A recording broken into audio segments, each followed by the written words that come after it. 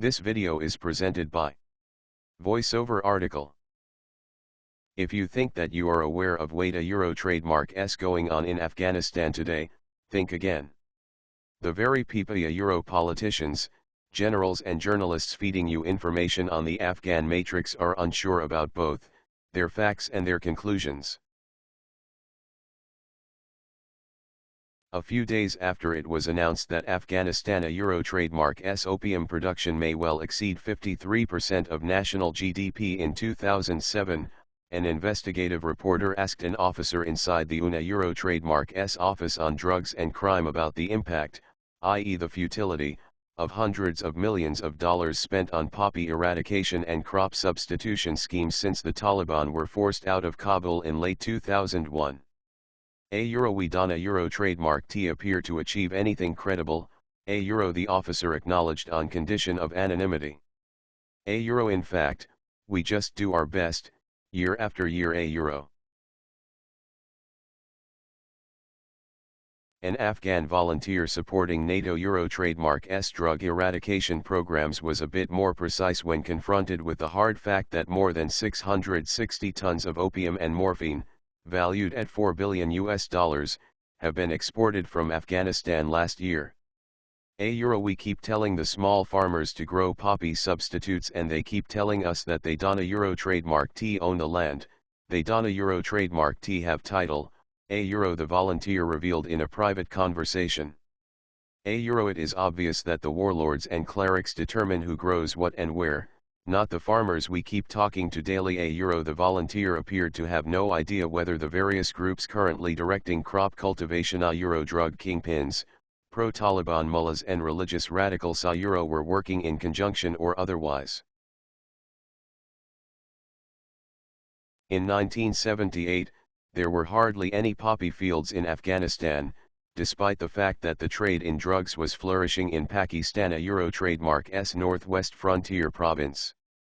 In 1978, despite a deep-rooted feudal structure in the countryside, where the majority of Afghans lived, Afghanistan was substantively self-sufficient in food.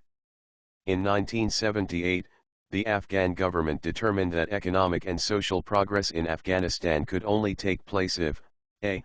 land reform laws were effectively implemented, b. the huge rural debt due to money lenders was cancelled without delay and c. adequate rural credit was made available to small farmers.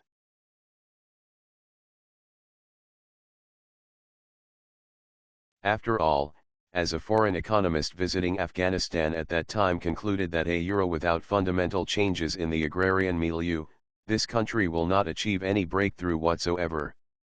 This is primarily an agricultural country, and a complex one at that, and there is now an urgent need to sharply increase investments in rural infrastructure, in order to raise productivity, and to improve the quality and packaging of output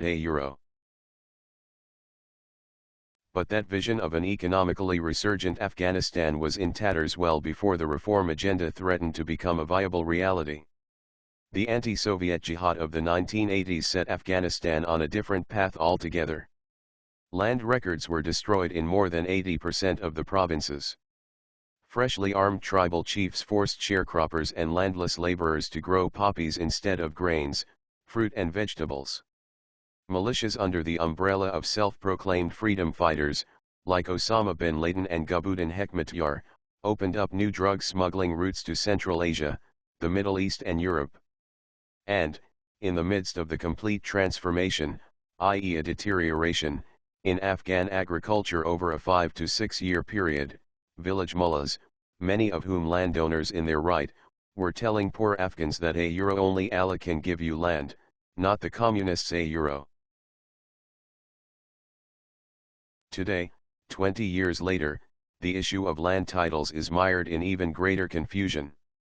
Some of the refugees returning home from Pakistan and Iran have indeed been allotted land, but, in the absence of access to reasonable credit, refugee families are rapidly falling into the same old cycle of perpetual debt. Land officials in Kabul, attempting to formalize a land title regime to be applied throughout Afghanistan at some point in the future, are confronted by the challenge of possession. Here possession is 100% of the game, and we all know who has possession of the vast majority of fertile land, a UN aid worker explained. A BYR estimates, 95% of fertile land is physically in the hands of only 2% of the population, and it is not difficult to see who comprises that 2% a. Not that Afghanistan a trademark's landholding ratios by themselves are alarming by third world standards.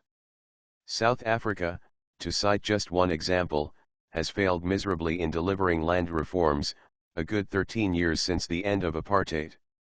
What makes Afghanistan unique is that the impact of those ratios is compounded by the absence of a secure land title system, and by the desire of those influencing the use of agricultural land to grow poppies for profit.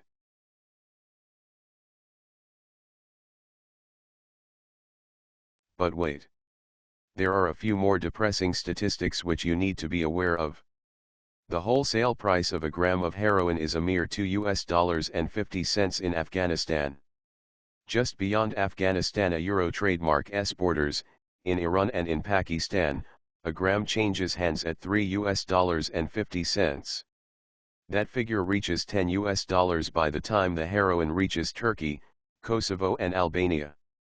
Today a trademark's wholesale price in Europe ranges between $22 and $33 per gram.